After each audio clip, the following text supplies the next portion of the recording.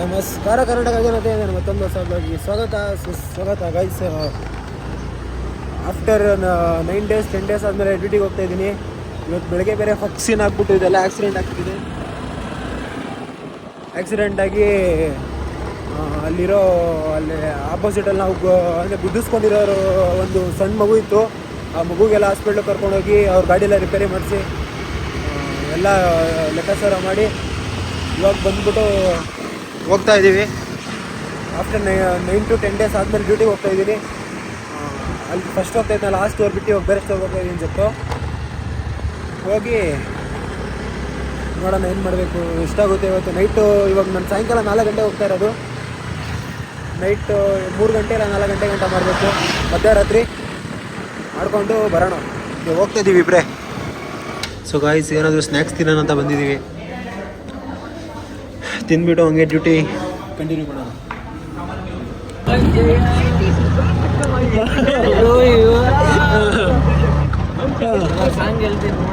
Song ಹಾಕೋ. ಇರೋ ಹಾಕ್ಬಿಡ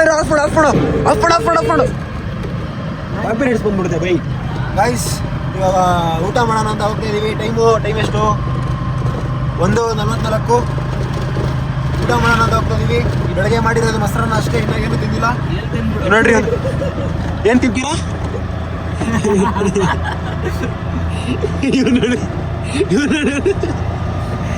ಓಹ್, ನೀನೇ ನಗ್ತಾ ಇದೆಯಾ ಗಾಯ್ಸ್? ಇನ್ನು ಇದು ಅದು ದೋಖಾ ಬಾಯಿ ಏನು ಟೀ ಕೊಡಿಸ್ತಾರ ದೋಖಾ ಬಾಯಿ ಏನು ಅವಾಗ ತಾನೇ ಬಂದಿದ್ದೀನಿ ಲಾಸ್ಟ್ ಬ್ಲಾಗಲ್ಲಿ.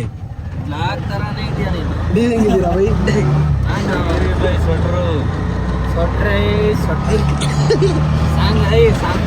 ಸಾಂಗ್ ಹಾಕೋ. ಗೈಸ್, ಇವಾಗ ಟೊಮಾಟೊ ಬಾತ್ ತಗೊಂಡು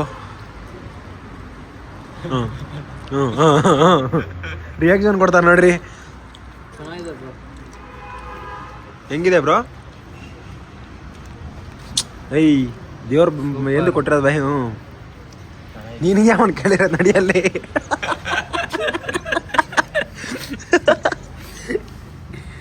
ಸೊ ಗಾಯ್ಸ್, ಬೆಳಗ್ಗೆ ಎದ್ದೆ ಹಾಸ್ಪಿಟ್ಲಿಗೆಲ್ಲ ಹೋಗಿ ಬಂದು ಇವಾಗ ವಾಪಸ್ ಮನೆಗೆ ಹೋಗ್ತಾ ಇದ್ದೀವಿ. ಮಳೆ ಬೇರೆ ಬರ್ತಾ ಇದೆ, ಸೈಡ್ಗೆ ಹಾಕಬೇಕು.